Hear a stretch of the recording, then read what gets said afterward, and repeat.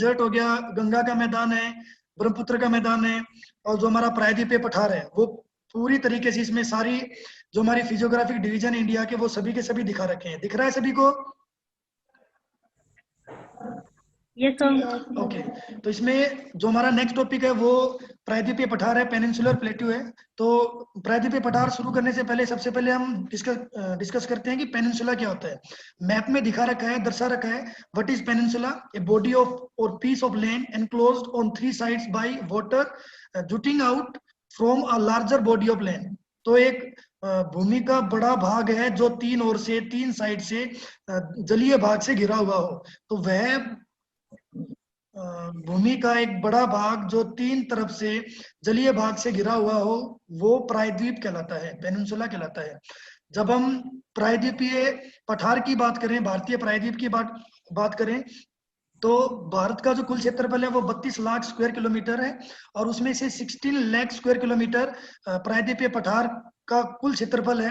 तो ये लगा लो कि पूरे भारत का जो हाफ पोर्शन है वो हमारा प्रायद्वीपीय पठार आता है। एवरेज हाइट की हम बात करें औसत ऊंचाई की, तो 600 से 900 मीटर समुद्र तल से इसकी औसत ऊंचाई है। और जो हमारी प्रायद्वीपीय पठार की जो नदियां हैं वो अधिकतर नदियां पश्चिम से पूर्व की ओर बहती है, जो कि इसका सामान्य जो ढाल है, तो इसकी जो सामान्य ढाल है वो पश्चिम से पूर्व की ओर पाई जाती है प्रायद्वीपीय पठार की। पूरी पृथ्वी का सबसे प्राचीन लैंडफॉर्म में से ये एक है प्रायद्वीपीय पठार।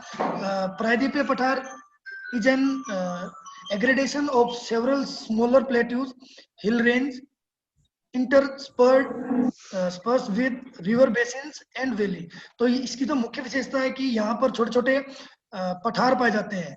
ठीक है, एग्रीगेशन है, ये संगठन है छोटे छोटे पठारों का, पहाड़ियों का, और उसके साथ में रिवर बेसिन्स और जो घाटियां हैं वो यहाँ पर पाई जाती हैं। तो ये फीचर्स हैं, कुछ लक्षण है प्रायद्वीपीय पठार के, पेनिनसुलर प्लेट्यू के। अब हम लोकेशन की बात करते हैं। जो हमारा प्रायद्वीपीय पठार है, जैसे इसमें देख सकते हैं हम, ये जो हमारा गंगा का मैदान है या भारत का उत्तरी मैदान है उसके दक्षिणी भाग में फैला हुआ है। ये इसमें मैप दिखा रखा है जिसमें हिमालय है, गंगा का मैदान है, और उसके साथ में जो हमारा प्रायद्वीपीय पठार है वो है। It was form due to breaking and drifting of the Gondwana land. जब हमने बात की कि दो मुख्य भूभाग थे, जिसमें जो उत्तरी भूभाग था उसको लोरेशिया के नाम से जाना जाता था, दक्षिणी भूभाग को गोंडवाना लैंड के नाम से जाना जाता था। तो जैसे जैसे दक्षिणी भूभाग की ब्रेकिंग हुई, वो टूटा, और जो ड्रिफ्टिंग हुई उसका जो प्रभाव हुआ, उसके कारण इसका निर्माण हुआ प्रायद्वीपीय पठार का। Hence it is a part of oldest landmass।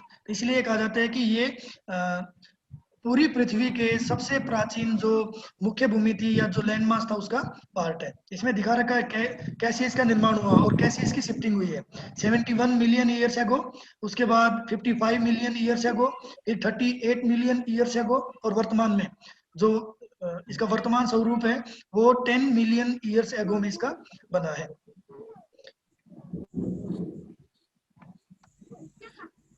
It is a table land made up of old crystalline igneous and metamorphic rocks। तो इसका जो निर्माण है ये टेबल की तरह इसकी आकृति है प्रायद्वीपीय पठार की, और इसका जो निर्माण हुआ है वो अग्नेय और रूपांतरित चट्टानों के द्वारा हुआ है। The plateau has broad and shallow valleys and rounded hills।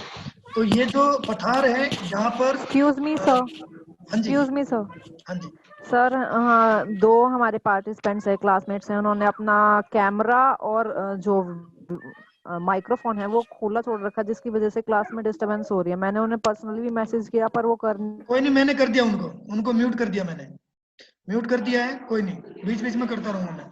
तो ये जो प्रायद्वीपीय पठार है ये टेबल की आकृति की तरह है, और इसका जो निर्माण हुआ है वो ओल्ड क्रिस्टलाइन जो हमारी रॉक्स हैं जिनमें इग्नियस और मेटामॉर्फिक्स जो चट्टाने हैं, आग्नेय चट्टाने और रूपांतरित चट्टाने, तो इन दोनों के द्वारा, इन दोनों चट्टानों के माध्यम से ही इनका निर्माण हुआ है।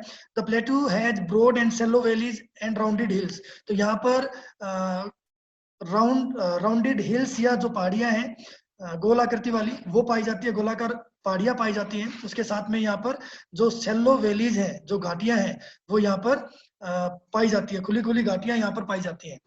The peninsular plateau is flanked by Aravallis on north west. जब इसका हम विस्तार की बात करते हैं तो उत्तर पश्चिम में अरावली से लेकर the western Ghat in the west, पश्चिम में पश्चिमी घाट, and the dissected eastern Ghat in the east. तो उत्तर पश्चिम से लेकर पश्चिम और पूर्व में, उत्तर पश्चिम में अरावली, पश्चिम में पश्चिमी घाट और पूर्व में पूर्वी घाट के बीच में ये जो प्रायद्वीपीय पठार है ये फैला हुआ है। The plateau ranges in an elevation from 100 metres in the northern side. उत्तरी दिशा में इसकी जो औसत ऊंचाई है वो 100 मीटर के आसपास है, और जैसे जैसे ये जो प्रायद्वीपीय पठार है ये दक्षिण की ओर आगे बढ़ता है तो इसकी जो औसत ऊंचाई है वो 1000 मीटर तक हो जाती है। इसमें ये मैप दिखा रखा है सेकंड स्लाइड में, जिसमें अरावली, पूर्वी घाट और पश्चिमी घाट तीनों को दर्शाया गया है। तो ये हमारा पूरा का पूरा क्या रीजन है, अरावली के नीचे से लेकर नीचे ईस्टर्न घाट और वेस्टर्न घाट के बीच में पूरा ये रीजन है, ये हमारा प्रायद्वीपीय पठार पेनिनसुलर प्लेट्यू, जिसको दो पार्ट में डिवाइड किया गया है। एक तो उत्तरी पूर्वी उच्च भूमि है और दूसरा है दक्षिण का पठार। तो ये हमारा प्रायद्वीपीय पठार है। उसके बाद द डेक्कन ट्रैप हम इसको बोलते हैं, जो इसका सेकंड पार्ट है ना प्रायद्वीपीय पठार का, वो डेक्कन ट्रैप है, जहां पर ब्लैक सॉइल पाई जाती है। इसको काली मिट्टी वाला पठार भी इसको कहा जाता है। The peninsular plateau is rich in valuable mineral such as manganese, iron, mica. तो मैग्नीज है, लोएस्क है, अब्रक है, कोयला है, बॉक्साइट है, सोना है, और जो तांबा है, वो सभी धातुएं या फिर जो मिनरल्स या खनिज हैं वो सभी यहाँ पर पाए जाते हैं। ये इसकी इंपोर्टेंस में भी आगे आएगा। The peninsular plateau, many rift valleys such as Narmada, Tapi, Mahanadi, Godavari, Damodar have been formed due to faulting and vertical movements. तो फोल्ट या जो हमारा भ्रंश है, भ्रंश घाटियां यहाँ पर पाई जाती हैं, और भ्रंश के कारण और वर्टिकल मूवमेंट के कारण नर्मदा, ताप्ती, महानदी, गोदावरी, दामोदर जैसी नदी घाटियों का निर्माण हुआ है।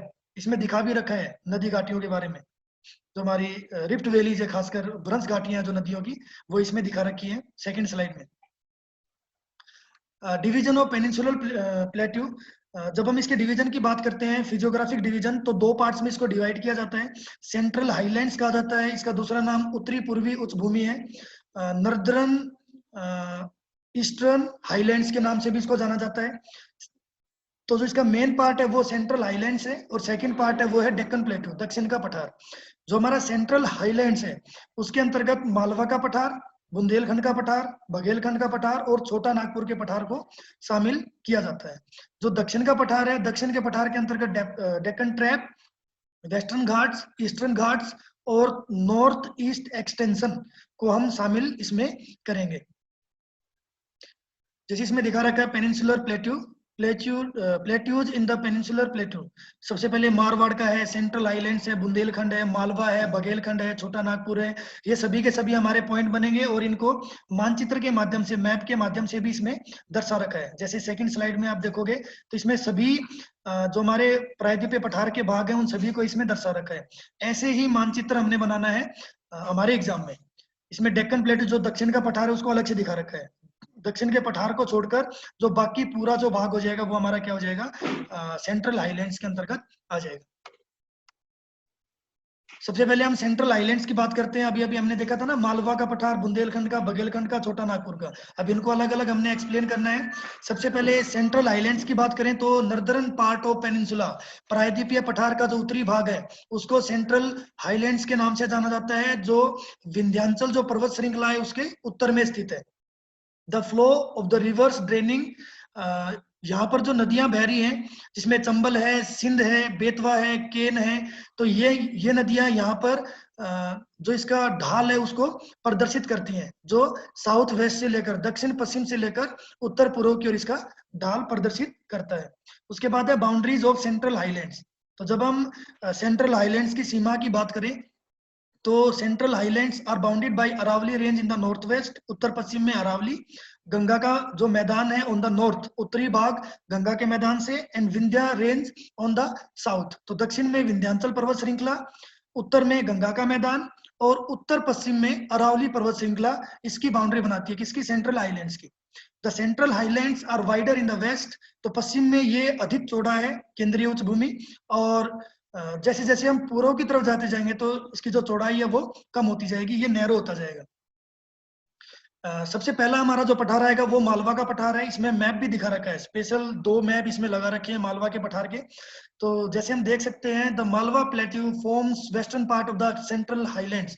तो जो केंद्रीय उच्च भूमि है सेंट्रल हाईलैंड से, जो मुख्य भाग है प्रायद्वीपीय पठार का, उसका वेस्टर्न जो पार्ट है, पश्चिमी जो भाग है, वो मालवा का पठार कहलाता है, जिसके अंतर्गत अरावली पर्वत श्रृंखला उत्तर पश्चिम से लेकर और जो दक्षिण में विंध्याचल रेंज है, तो उसके बीच का जो क्षेत्र है वो पूरा का पूरा हमारा मालवा का पठार है। जैसे इसमें ग्रीन जो रीजन दिखा रखा है वो पूरा का पूरा हमारा मालवा के पठार के अंतर्गत आएगा। टोटल एरिया की हम बात करें तो 81,767 स्क्वायर किलोमीटर टोटल एरिया है मालवा के पठार का, जिसकी औसत ऊंचाई 500 मीटर है।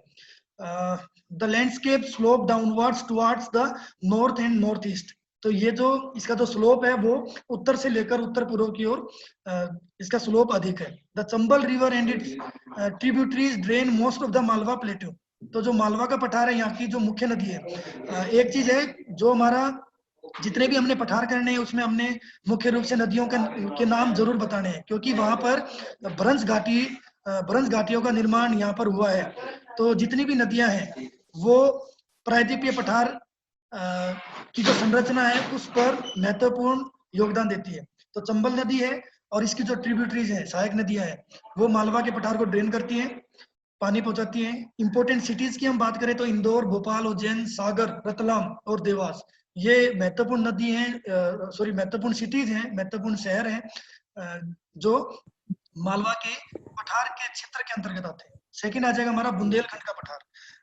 ये इसमें रीजन दिखा रखा है, उत्तर प्रदेश है, मध्य प्रदेश है, दोनों के बीच में ये रीजन है Bundelkhand, located in the east of Malwa प्लेटू। तो जो हमारा मालवा का पठार हमने दिखाया था उसके पूर्व में ये पठार स्थित है।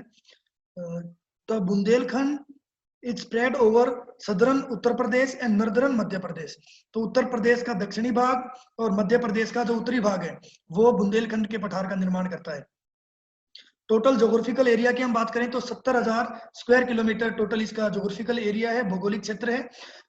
Northern part of Bundelkhand almost entirely in UP. उत्तरी भाग पूरा यूपी में, जैसे अभी हमने बात किया उत्तरी भाग यूपी में, और जो इसका दक्षिणी भाग है वो हमारा मध्य प्रदेश के अंतर्गत आता है। The centre and southern part of the Bundelkhand is covered by Uplands and hills.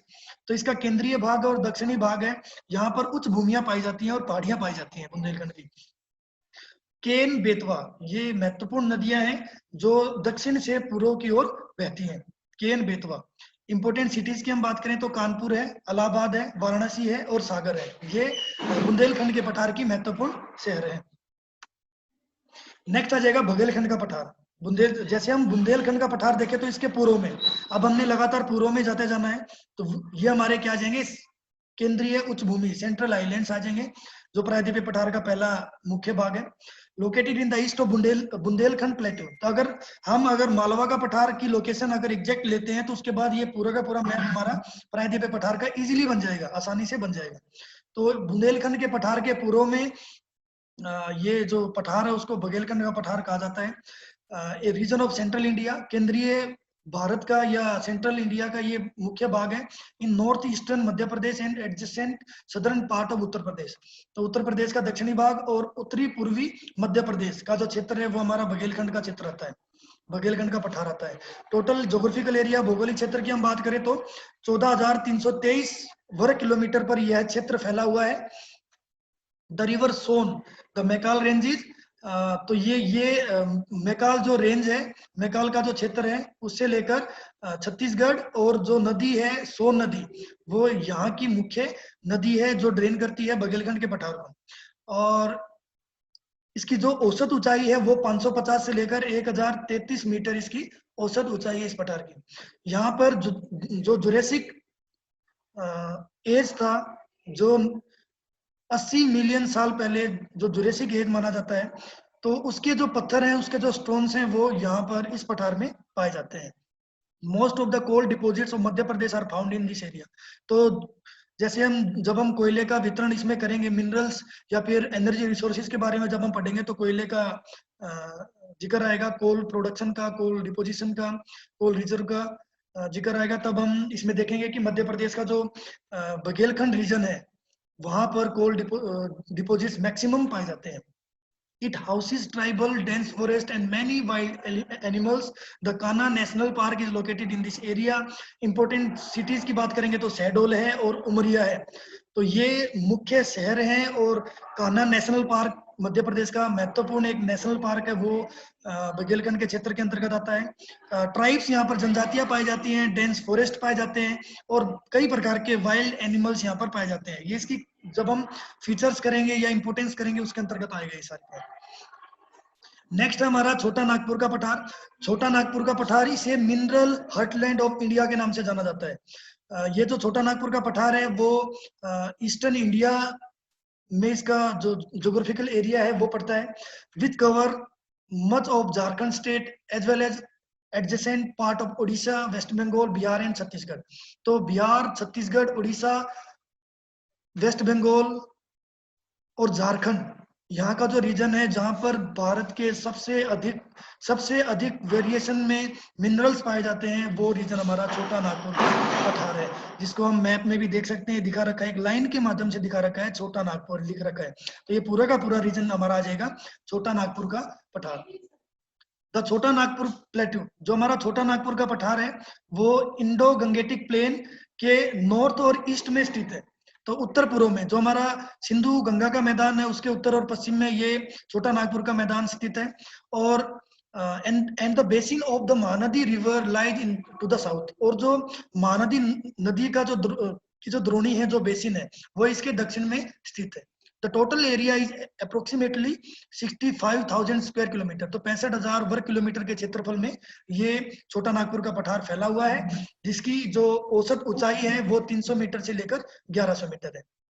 महत्वपूर्ण नदियों की हम बात करें तो दामोदर, सोन, बोकारो, स्वर्णरेखा, रांची है, गया है, कोयल नदी है, कारो, रारू, लीलाजन, शंख, ये कुछ ट्रिब्यूटरीज हैं और मुख्य नदियां हैं, वो इसकी छोटा नागपुर के पठार को क्या करती हैं, ड्रेन करती हैं। छोटा Nagpur plateau consist of 3 step.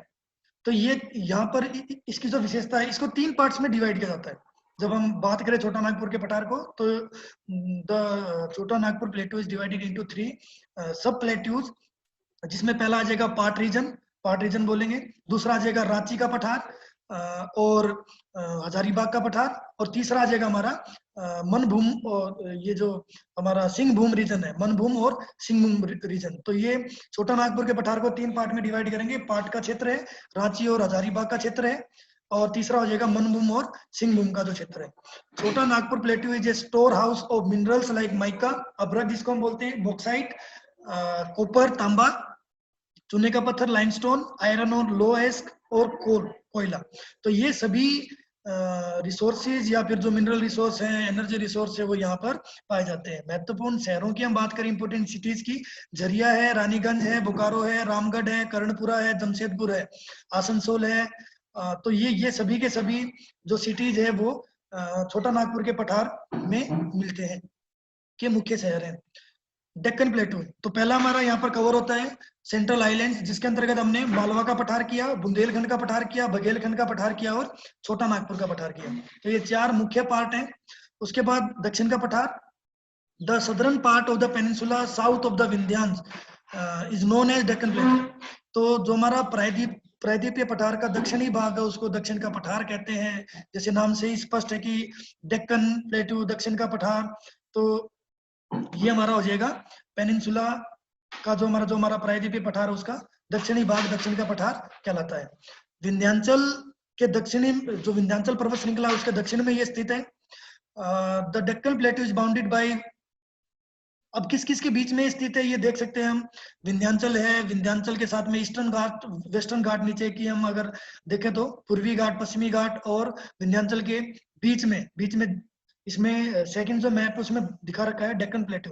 तो इसके बारे में हमने एक्सप्लेन करना है, एक्सप्लेनेशन देनी है। The Deccan प्लेटू is a large triangular प्लेटू, ये त्रिभुजाकार ये पठार है इन इंडिया, भारत में, covering up the majority of southern part of the country. तो भारत का जो दक्षिणी भाग है वो मेनली मुख्य रूप से दक्षिण का पठार का ही की ही भूमि है। जैसे हम बात करें कि अधिकतर भूमि दक्षिण के पठार के द्वारा ही कवर कर रखी है। It rises 100 metres high in the north, उत्तर में इसकी ऊंचाई थोड़ी कम है, और जैसे जैसे दक्षिण की ओर आते जाएंगे तो वो लगातार बढ़ती जाएगी। जो हमारी फोर्थ स्लाइड है उसके अंतर्गत the Deccan plateau is made up of basalt. यहाँ की जो चट्टाने हैं, अब इसका निर्माण कौन कौन सी चट्टानों से हुआ है? ज्वालामुखी या आग्नेय चट्टानों से इसका निर्माण हुआ है, जिसके अंतर्गत बसाल्ट और ग्रेनाइट की जो चट्टाने हैं वो मुख्य चट्टाने हैं। Having a region of highlands with typically vast stretches of flat areas. तो यहाँ पर फ्लैट एरियाज भी पाए जाते हैं टॉप में। जैसे हमने स्टार्टिंग में बात की, जो हमारा प्रायद्वीपीय पठार है वो टेबल की आकृति का है, तो on top like a table known as table top, तो इसको टेबल टॉप के नाम से भी, ये जो पठार है इसको टेबल टॉप प्लेट्यू के नाम से भी जाना जाता है। जैसे इसमें दिखा भी रखी है, आकृतियां दिखा रखी है, हम देख सकते हैं इजीली, आसानी से हमको समझ में आ जाएगा कि टेबल टॉप प्लेट्यू इसको हम क्यों बोल रहे हैं, क्योंकि इसकी आकृति टेबल के समान है, टेबल के जैसी है। तो जो हमारा दक्षिण का पठार है वो मैप में देखो, सेकंड स्लाइड में क्लियर कर रखा है। पूर्व में पूर्वी घाट, पश्चिम में पश्चिमी घाट, और उत्तर में विंध्याचल, और जो उत्तर पूर्व में छोटा नागपुर के पठार के जो नीचे का जो रीजन है पूरा का पूरा हमारा दक्षिण के पठार के अंतर्गत आता है।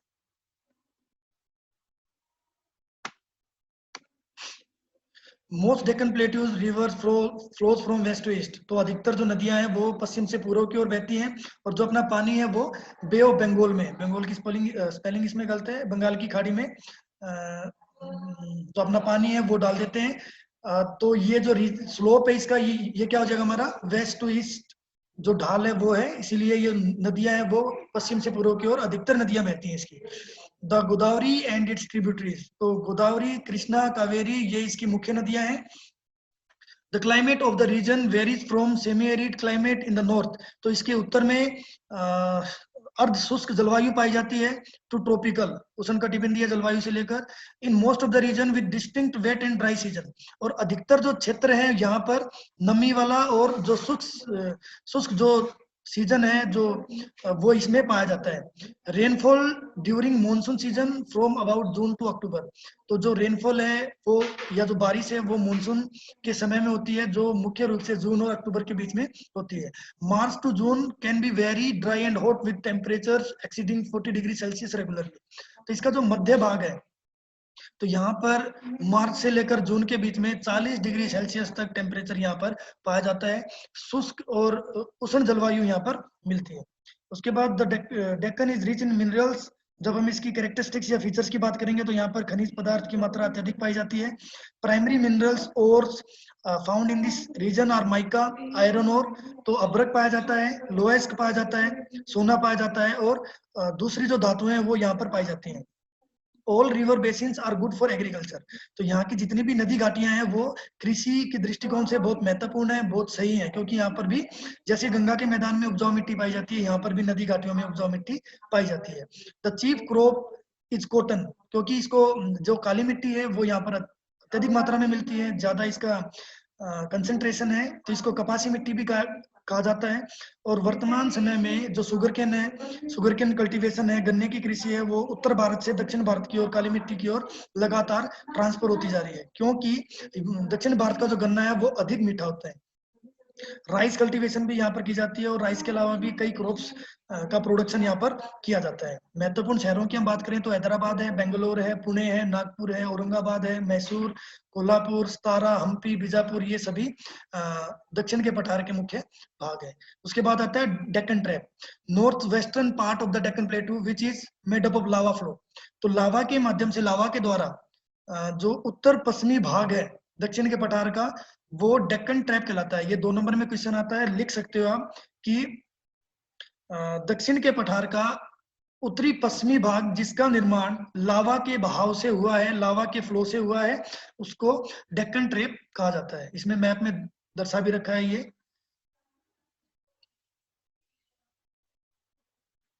ये हमारा पूरा जो महाराष्ट्र का रीजन है, ये हमारा नासिक है, नासिक से ऊपर वाला जो रीजन है ये हमारा आ जाएगा डेक्कन ट्रैप में।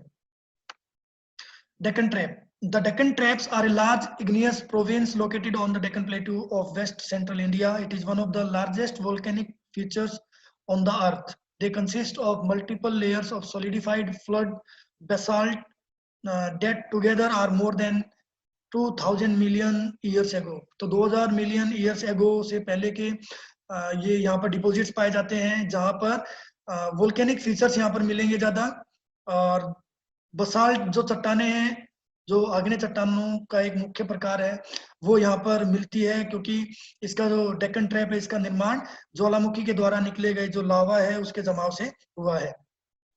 इसमें दर्शा भी रखा है डेक्कन ट्रैप कौन सा है। डेक्कन प्लेटू का जो नॉर्थ वेस्टर्न जो पार्ट है वो हमारा डेक्कन ट्रैप कहलाता है। The term trap used in geology, तो भूगर्भ विज्ञान में इसका यूज किया जाता है, प्रयोग किया जाता है। For such rock formation is derived from the Dutch word, तो डच जो लैंग्वेज है उसके शब्द से लिया गया है। For stairs referring to the step like hills, तो जो सीढ़ीनुमा पहाड़ियां पाई जाती हैं उनकी तरह आकृति वाले जो पहाड़ियां हैं उनको डेक्कन ट्रैप कहा जाता है। Forming the landscape of the region, तो इस क्षेत्र का जो मुख्य लैंडस्केप है वो क्या है, सीढ़ीनुमा पहाड़ियां हैं, जिसे डेक्कन ट्रैप के नाम से जाना जाता है। ट्रैप का मतलब होता है सीढ़ीनुमा आकृतियां वाली पहाड़ियां। Maharashtra part of Gujarat and Madhya Pradesh, तो महाराष्ट्र है, कुछ भाग गुजरात का है और मध्य प्रदेश, तो यहाँ पर काली मिट्टी पाई जाती है। डेक्कन ट्रैप का ये मुख्य रीजन है, तीन राज्यों में फैला हुआ है। Western ghat, the western ghat and western edge of or the western edge of the Deccan plateau, तो दक्षिण पठार का जो पश्चिमी किनारा है वो वेस्टर्न घाट कहलाता है, और जो पूर्वी किनारा है वो हमारा ईस्टर्न घाट कहलाएगा। दे lie parallel to western coast, तो जो वेस्टर्न घाट है, पश्चिमी घाट है, वो पश्चिमी तटीय मैदान के सारे फैले हुए हैं उत्तर से दक्षिण की ओर। The western Ghat starts near the border of Gujarat, Gujarat से लेकर महाराष्ट्र है। South of the river Tapti runs through the state of Maharashtra, Goa, Karnataka, Tamil Nadu, Kerala, ending at Kanyakumari at the southern tip of India. तो जब हम वेस्टर्न घाट की बात करें तो जो पश्चिमी तटीय मैदान है तो उसी के सारे गुजरात से लेकर नीचे गोवा आ जाएगा, महाराष्ट्र आ जाएगा, कर्नाटक आ जाएगा, केरल आ जाएगा, तो यहाँ तक ये वेस्टर्न घाट फैले हुए हैं। They are continuous and higher than eastern Ghat, इनकी जो ऊंचाई है वो ज्यादा पाई जाती है। पूर्वी घाट की जो सबसे ऊंची चोटी है वो है महेंद्रगिरी, और पश्चिमी घाट की है अनाईमुड़ी, तो दोनों में बहुत ज्यादा डिफरेंस पाया जाता है हाइट में। अनाईमुड़ी की ऊंचाई इसमें दे रखी है 2695 मीटर या 8842 फीट। टोटल लेंथ की हम बात करें तो 1600 किलोमीटर इसकी पश्चिमी घाट की कुल लंबाई है, और एवरेज एलिवेशन की हम बात करें तो 1200 मीटर औसत ऊंचाई है। Western Ghat are not true mountains, ये ट्रू माउंटेन्स नहीं है, but are faulted edge of Deccan plateau, दक्षिण के पठार का जो भ्रंशीय किनारा है तो वो हमारा वेस्टर्न घाट है। They are believe to have been, ये जो सुपर कॉन्टिनेंट था, सुपर कॉन्टिनेंट से ही 150 मिलियन ईयर्स एगो इसका ब्रेकअप हुआ था, ये जो हमारे वेस्टर्न घाट्स हैं। तो इसीलिए इसको हम ट्रू माउंटेन नहीं कह सकते, ये दक्षिण के पठार का ही क्या एक भाग है। Western ghats are known for by their different local names, तो इनके अलग अलग नाम है वेस्टर्न घाट के। या जैसे हम बात करें दक्षिण का जो पठार है उसको अलग अलग नाम से जाना जाता है। महाराष्ट्र का पठार है, कर्नाटका का पठार है सह्याद्री के नाम से जिसको हम बोल रहे हैं, महाराष्ट्र, गोवा, कर्नाटका को। कर्नाटका नियर मैसूर बिलीगिरी रंगना बेट्टा के नाम से इसको जाना जाता है। तमिलनाडु में नीलगिरी, और जो मलाई है, अनामलाई है, उसको उसके नाम से जाना जाता है वेस्टर्न घाट को, नीलगिरी और मलाई के नाम से। तमिलनाडु और केरल में कंबाइन बात करें तो अनामलाई हिल्स और कार्डमम, इलायची की पहाड़ियों के नाम से इसको वेस्टर्न घाट को जाना जाता है। तो जितनी भी ये पहाड़ियां हैं वो किसका पार्ट है, वेस्टर्न घाट का पार्ट है। उसके बाद आता है ईस्टर्न घाट। जैसे हमने पश्चिमी तटीय मैदान के सारे वेस्टर्न घाट का डिस्कशन किया, वैसे ही पूर्वी तटीय मैदान अर्थात पश्चिम बंगाल से लेकर उड़ीसा आ जाएगा, आंध्र प्रदेश आ जाएगा और तमिलनाडु। कोरोमंडल तट है और नर्दर्न सरकार जो कोस्ट है, तट है, तो वो पूरा का पूरा किसका आएगा, उसके सारे जो घाट हैं वो हमारे पूर्वी घाट कहलाते हैं।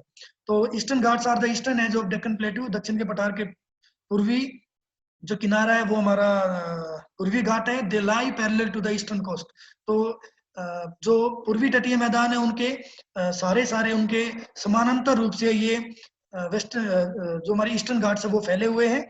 Eastern Ghats run from West Bengal state in the north, उत्तर में पश्चिम बंगाल से लेकर उड़ीसा, आंध्र प्रदेश और दक्षिण में तमिलनाडु तक ये जो पूर्वी घाट है ये फैले हुए हैं, जिसकी औसत ऊंचाई है वो 600 मीटर है।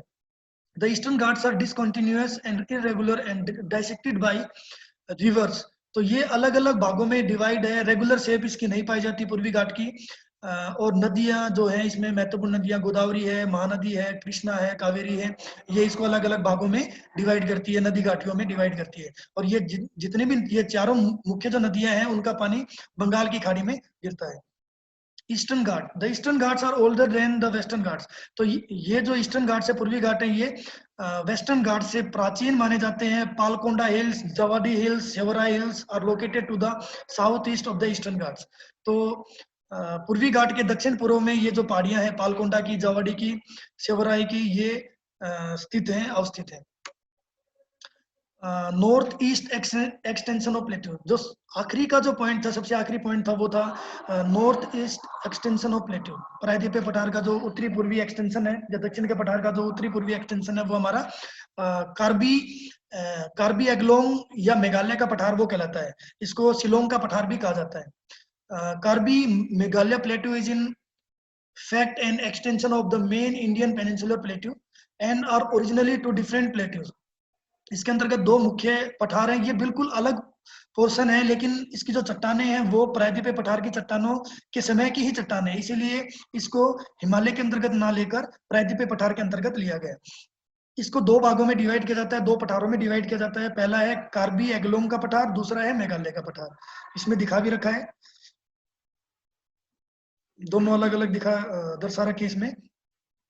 It is believed that due to the force exerted by the northeastwardly movement of the Indian plate, तो भारतीय plate at the time of the Himalayan origin, a huge fault was created between the Rajmahal Hills and the Karbi Meghalaya plateau. Later this depression was filled up by the depositional activity of numerous rivers।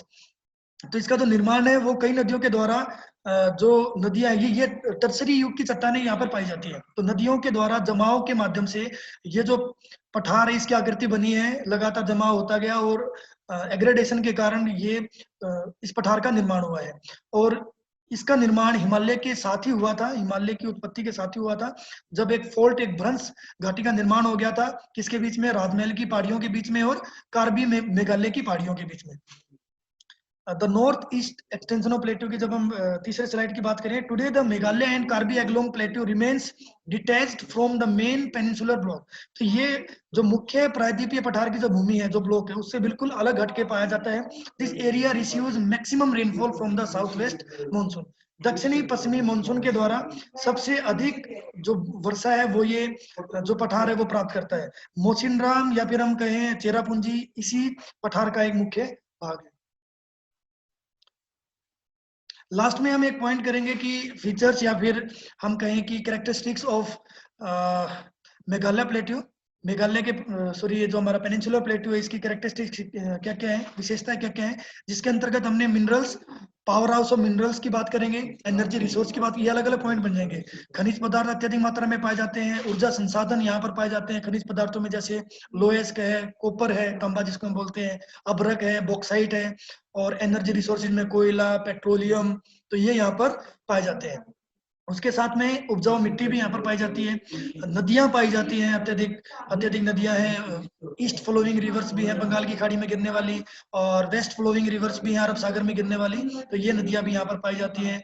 Fertile plain भी यहाँ पर पाया जाता है, क्योंकि नदी घाटियों का जो क्षेत्र है वहां पर जलोढ़ का मैदान मिलता है। उसके साथ साथ में डेल्टाई क्षेत्र भी यहाँ पर पाए जाते हैं, जैसे गोदावरी और कृष्णा नदी का डेल्टा है। तो ये इसकी क्या है, मुख्य विशेषताएं हैं। उसके साथ साथ में इंडस्ट्रीज भी अत्यधिक मात्रा में पाई जाती हैं। जहां पर इंडस्ट्रीज होंगी वहां पर पॉपुलेशन भी ज्यादा होगी, तो पॉपुलेशन वाइज भी ये एक इम्पोर्टेंट रीजन है। इंडस्ट्रीज के साथ साथ में जैसे हम इंडस्ट्रीज की बात करें तो दो प्रकार की इंडस्ट्रीज है, दोनों ही यहाँ पर पाई जाती हैं। एग्रो बेस्ड इंडस्ट्री होगी हमारी, और मिनरल बेस्ड में जो आयरन और इंडस्ट्री है, जैसे जमशेदपुर की हमने बात की, Tata iron and steel company है, इंडस्ट्री है, वो वहां पर पाई जाती है। और जैसे जो हमारा गन्ना है वो शुगर इंडस्ट्री से रिलेटेड है, जो एग्रो बेस्ड इंडस्ट्री है। उसके साथ साथ में कॉटन कल्टीवेशन, कपास की कृषि यहाँ पर अत्यधिक मात्रा में, काली मिट्टी, कॉटन सॉइल, ठीक है, तो कपास एग्रीकल्चर है, कपास का उत्पादन यहाँ पर ज्यादा होता है। ब्लैक सॉइल यहाँ पर पाई जाती है, ठीक है। उसके साथ साथ में जो लावा फ्लो है या फिर जो इसका निर्माण है वो ज्वालामुखी के द्वारा हुआ है, तो आग्नेय चट्टानें और रूपांतरित चट्टानें भी यहाँ पर पाई जाती हैं। ये इसकी क्या आ जाएंगी, मुख्य विशेषताएं हो जाएंगी, जिनको हमने पॉइंट्स में एक्सप्लेन करना है। Thank you so much. अब इसके रिगार्डिंग कोई भी अगर आपको डाउट पूछना है तो आप पूछ सकते हो। अपना माइक ऑन कर लो और आप पूछ सकते हो। Am I audible to you? सुन पा रहे हो ना? Yes sir. जो हमने आज सर दो हमारे हाँ जी सर हमारे 2 टॉपिक हो गए, तो क्या हम इनके नोट्स प्रिपेयर कर सकते हैं? हाँ जी हाँ जी, इन दोनों के नोट्स प्रिपेयर कर लो। ये दोनों पीपीटी में आपका जो ग्रुप है ज्योग्राफी ऑफ इंडिया, उसमें मैं आज शाम तक इसको डाल दूंगा।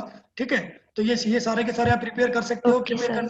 हाँ, प्रिपेयर करने के बाद मेरे से एक बार चेक करवा सकते हो, या क्लास में हम डिस्कशन कर ओके लेंगे सर। कि पॉइंट इसमें दिखा रखे हैं। देखो सेंट्रल आइलैंड्स है, इसको हमने अलग अलग पार्ट्स में डिवाइड करना है। मालवा का आ जाएगा, फिर बुंदेलखंड, फिर बघेलखंड, और फिर लास्ट में छोटा नागपुर का पठार।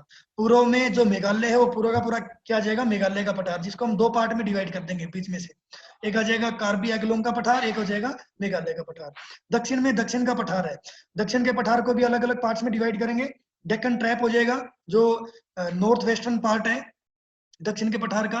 उसके बाद वेस्टर्न घाट है नीचे, या फिर इनको हम अलग अलग पार्ट में डिवाइड कर सकते हैं। जैसे महाराष्ट्र का पठार हो गया, कर्नाटक का पठार हो गया, इधर ये आंध्रा का पठार आ जाएगा, छत्तीसगढ़ का मैदान आ जाएगा, ठीक है, उड़ीसा का पठार आ जाएगा। तो ये दक्षिण के पठार के मुख्य भूभाग है।